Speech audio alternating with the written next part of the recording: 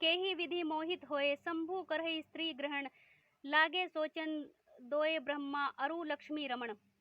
ब्रह्मा जी ने कहा, हे ऋषि श्रेष्ठ, कामदेव को असफल होते देखकर शिवजी को मोहित करा देने का अभिमान चूर्ण हो गया, पर शिवजी को स्त्री ग्रहण कराने का संकल्प बना रहा। इस विचार से मैंने श्री विष्णु का रमण किया। भक्त वत्सल श्री हरि प्रकट हुए। मेरे स्तुति वंदना के अनंतर प्रसन्न होकर कहा कि प्रियवर, कहिए आप क्या चाहते हैं। ब्रह्मा जी ने कहा, हे भगवान, मैंने मदन को रति, वसंत और मारगणों सहित रुद्र को काम मोहित विमोहित करने से के अभिप्राय से भेजा था, पर सब निष्फल हो रहा। मेरे इन वचनों से भगवान विष्णु को विस्मय हुआ और वे साश्चर्य बोले, हे पितामह, सच सच बताइए कि आप यह किस लिए करना चाहते हैं। ब्रह्मा जी ने उत्तर देते हुए कहा कि सृष्टि के प्रारंभ में मेरे शरीर से धर्म, काम, दक्ष आदि पुत्र और वाणी से एक पुत्री उत्पन्न हुई। उस कन्या की सुंदरता को देखकर माया से मोहित होकर मैं काम विवल हो उठा। उसी समय सदाशिव ने आकर मुझे पतित आचार के लिए बहुत धिक्कारा। अपनी इस प्रकार भर्त्सना का अनुभव कर मुझे बहुत ही दुख हुआ। आज तक वह आत्मग्लानि उसी प्रकार है। हे मधुसूदन, अब तो शिवजी भी किसी प्रकार स्त्री ग्रहण करें, तभी यह मन का संताप दूर होगा। ब्रह्मा जी ने कहा, हे मुनीश्वर नारद जी, मेरी इन बातों को सुनकर भगवान विष्णु ने कहा कि आप जगत के सृष्टिकर्ता और परम ज्ञानी होकर इस तरह की मूर्खता कैसे कर रहे हैं। सदाशिव के प्रति इस प्रकार की ईर्ष्या अनुचित है। यदि शिवजी को स्त्री ग्रहण कराना चाहते हैं तो जाकर अपने उद्देश्य से पार्वती का ध्यान कर उन्हें प्रसन्न करो, तुम्हारे सब काम पूर्ण हो जाएंगे। सर्वगुण संपन्न पार्वती अवतार लेकर किसी की कन्या हो जाएगी और शंकर जी की अर्धांगिनी बनेगी। इसके लिए प्रजापति दक्ष को आज्ञा दे दो कि वह तप करे, जिसकी भक्ति से प्रसन्न होकर पार्वती उसके यहाँ कन्या के रूप में उत्पन्न हो। जगत जननी पार्वती ही अपने विभिन्न स्वरूपों में ब्रह्मा की सरस्वती, विष्णु की लक्ष्मी और महेश की पत्नी उमा है।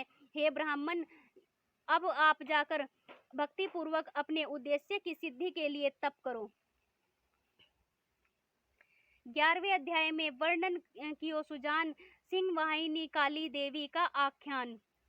देवर्षि नारद ने कहा कि हे ब्राह्मण, भगवान विष्णु के चले जाने पर आपने क्या किया। जगत पिता ब्रह्मा जी ने कहा कि मैं शिव प्रिया उमा की आराधना करने लगा। मेरी स्तुति पर योग माया देवी चामुंडा प्रकट हुई और अपने दिव्य रूप का दर्शन दिया। वह 4 भुजाओं से युक्त सिंह पर आसीन भव्य चंद्रभाल और अद्भुत कांतिमान थी। मैंने अनेक प्रकार से वंदना करते हुए कहा, हे देवी, आप ही सनातन शक्ति रूप हो। आपकी माया सबको मोहित करते हैं। आपकी माया से सबको मोहित करते हुए जगत का संचालन करती हो। मेरी स्तुति से प्रसन्न होकर जगत वंदनिया दुर्गा ने कहा कि हे ब्राह्मण, आपने किस अभिप्राय से मेरा स्मरण किया है। अनंतर देवी दुर्गा की आज्ञा पाकर मैंने कहा कि हे देवी, शिवजी ने स्त्री के कारण मेरी निंदा की है। मैं चाहता हूँ कि वह भी स्त्री ग्रहण करें। वह समाधिस्थ हैं, आप जाकर उन्हें मोहित कीजिए। क्षीर सागर के उत्तरी तट पर आपकी प्राप्ति के लिए प्रजापति दक्ष तपस्या कर रहे हैं। आप दिव्य रूप धारण कर दक्ष की कन्या का बन जाइए और मेरी प्रार्थना कर शिवजी के अर्धांगिनी बने। इन वचनों को सुनकर देवी कुछ चिंतित सी होती हुई बोली, हे ब्राह्मण, आप यह अज्ञानियों जैसी क्या कह रहे हैं। सदाशिव को मोहित करने का विचार आपके लिए श्रेयकर नहीं है। निर्विकारी शंकर जी को मोहित करने में भला क्या मिलेगा। मैं तो सर्वदा उनके चरणों की दासी हूँ। वे तो माया के स्वामी हैं, माया के बस में कैसे होंगे। देवी ने सोचा कि यदि वर न दूं तो परंपरा भ्रष्ट हो जाएगी, इसलिए ऐसा उपाय करना चाहिए जिसमें कोई अनिष्ट न हो। उन्होंने शिवजी के चरण कमलों का ध्यान लगाकर उनसे आज्ञा पाकर कहा कि हे ब्राह्मण, तुम्हारा यह कथन सत्य है कि सदाशिव को मोहित करने वाला कोई नहीं। स्वयं मेरे में भी यह शक्ति नहीं, पर मैं उसका प्रयास अवश्य करूंगी कि शिवजी मोहित होकर विवाह कर लें। मैं सती रूप धारण कर उनकी आज्ञानुवर्तिनी हो जाऊंगी। इतना कहकर देवी अंतर्ध्यान हो गई। दक्ष प्रजापति ने किया देवी का जाप, तब दुर्गा आकर बनी नृपपुत्री को आप नृपपुत्री हो आप। जगत जननी शिवा का यह उत्तम चरित्र सुनने के अनंतर देवर्षि नारद ने आगे का चरित्र वर्णन करने के लिए प्रार्थना की। तब ब्रह्मा जी ने कहा कि 3000 वर्षों तक व्रती दक्ष ने दीर्घ तप किया, जिसे जगत जननी से साक्षात्कार हुआ। देवी शिवा प्रसन्न होकर वर मांगने को कहा।